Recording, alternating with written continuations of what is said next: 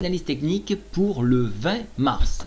Alors pour clarifier certains doutes, voici donc quelques réponses à vos questions. Donc oui, je suis 100% liquide. Voilà, j'ai fait une capture d'écran, bien évidemment. J'ai effacé mon portefeuille. Mais oui, je suis 100% liquide.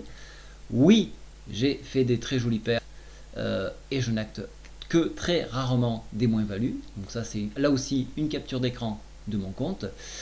Oui, les performances sont bien là, vous pouvez le constater ici, accueil, et là je ne triche absolument pas avec les abonnés. Sur 3 mois, ici, un taux de réussite de 96%, avec donc un gain de 514 euros, une moins-value de 2 euros.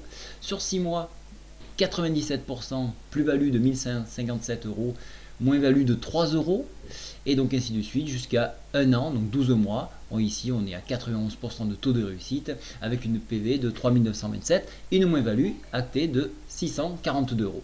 Donc voilà, donc ça permet de taire pas mal de nouvelles, enfin de ce que je peux lire sur certains chats.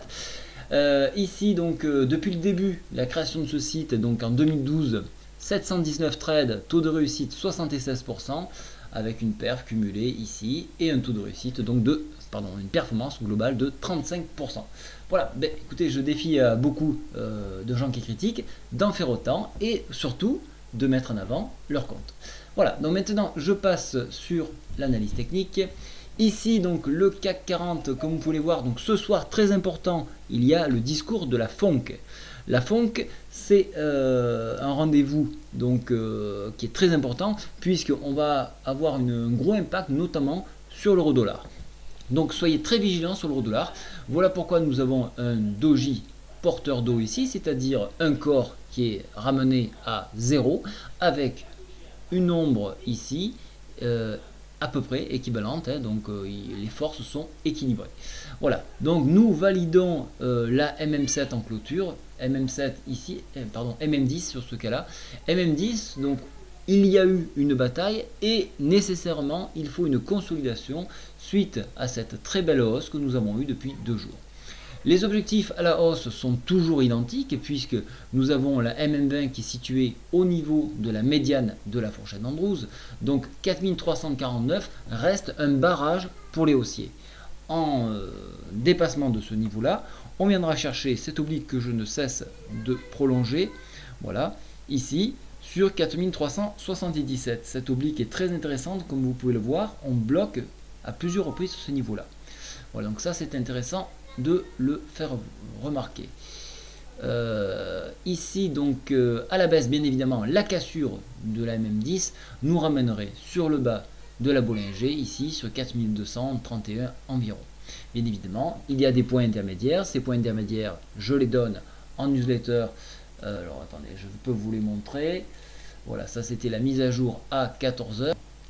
À 14h, vous voyez donc ces points clés, des points clés qui permettent de mieux trader dans la journée. Ça vous donne des points de repère et donc de mieux gérer vos stops et vos take profit. Voilà un petit peu ce que vous pouvez avoir dans vos mails. Voilà. Au niveau donc d'aujourd'hui, donc il y avait un petit trade à faire effectivement à la baisse. Bon, personnellement je l'ai raté, ce qui m'a fait chuter donc de 100% à 96%. Et du coup ça me rend un petit peu plus crédible pour afficher mes performances. Et donc le fait qu'on ait cette fonction, ça crée pas mal de problèmes au niveau de l'analyse.